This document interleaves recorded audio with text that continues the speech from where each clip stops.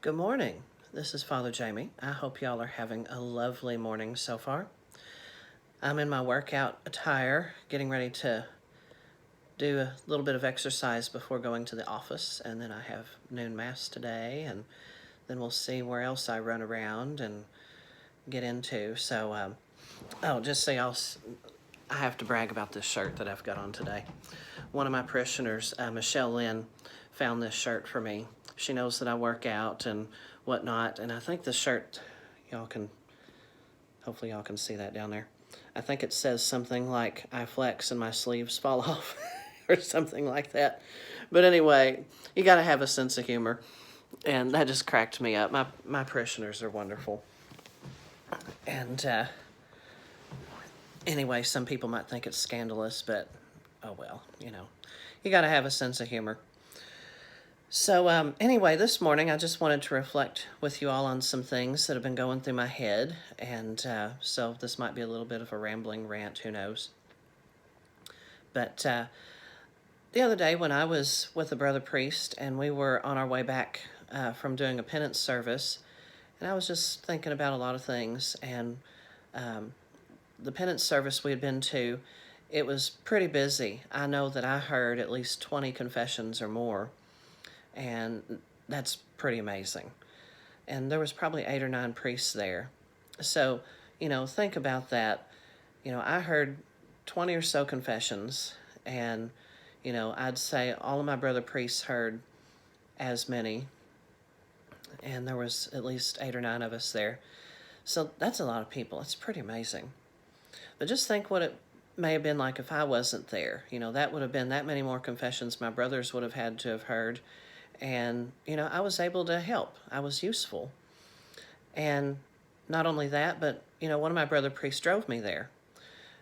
And there was a time when someone had said to me, I question your usefulness to your diocese. And, you can't drive, you can't do this.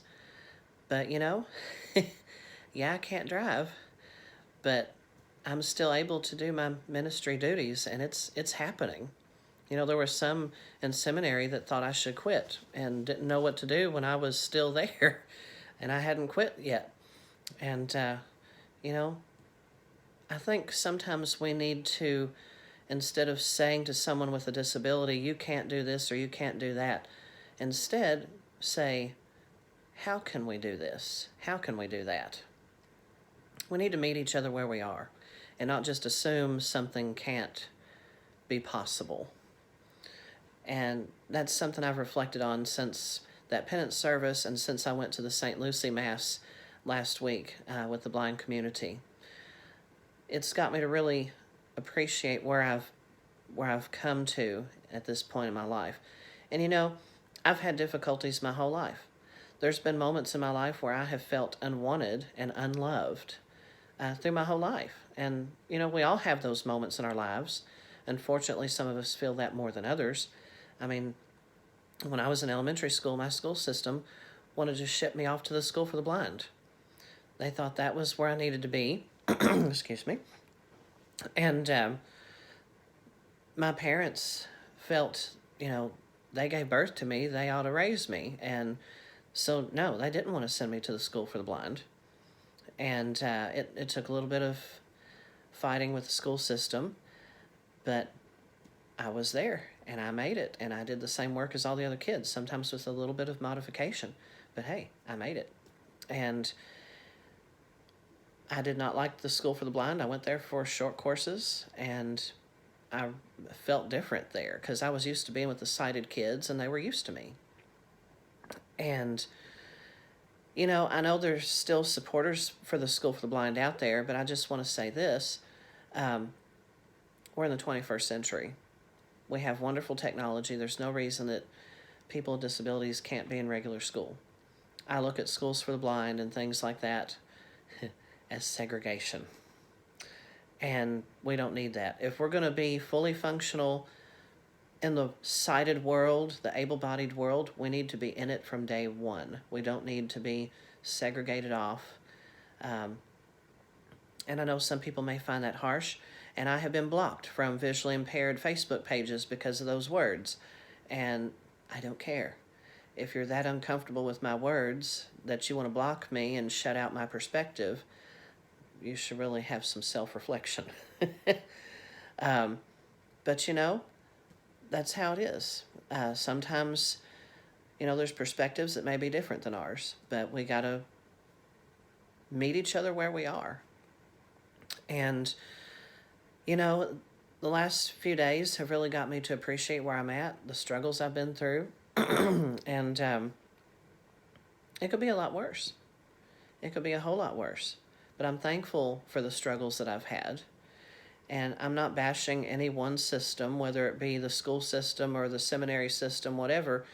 That's just life for someone with a disability. We're going to have, especially in school systems, that seems to be where we struggle the most. Because we're breaking the mold of education, of what is considered to be normal. And that's how it is. It's not going to be like everybody else all the time. And sometimes, as I said, instead of saying, you can't do this, maybe say, how can we make this happen? And meet each other where we are. When I was in the parish, getting used to things as a priest, some people were uncomfortable with the fact that I couldn't just, in a large gathering, go around and work a room and say hi to everybody. Well, I just want you to think about something. Put a blindfold on, go into a crowded room, and try to talk to people that you can't see. I'd really like to see you do it. It's difficult. So, I've learned how to deal with situations like that. I go to a place where I know people are going to pass by the most, and, I let them come to me. And that's how I talk to the most people, because it's embarrassing to try to walk around a room where you can't see where people are and you can't tell who everybody is because there's so many loud voices, they all mix together. So maybe instead of saying, why don't you do this way or whatever, say, well, how can we make this happen that works? And but it was pretty cool. I was reflecting on all this because when I was helping with the St. Lucie Mass and we had a reception afterward, and most of us were in this room together, and it was about 60 or so blind people. That was the first time I didn't feel uncomfortable trying to work a room because we were all blind. We were all bumping into each other. We were all asking who each other was, and it was just fine. It's different because we were all in the same boat there. And it was really cool that I got to experience that, at least once a year like that, being able to be totally comfortable in a group of people that's just like me. But I know I can't have that all the time, so I have to make the best of things with where I'm at, and it can be done. But I'm just so thankful that I am where I am. Yeah, I've had struggles through school systems, through seminary, through college, but I think it's helped to make me a better person. And, I like to think of a quote from Miss Seeley from The Color Purple. There's that scene where she's leaving Mr.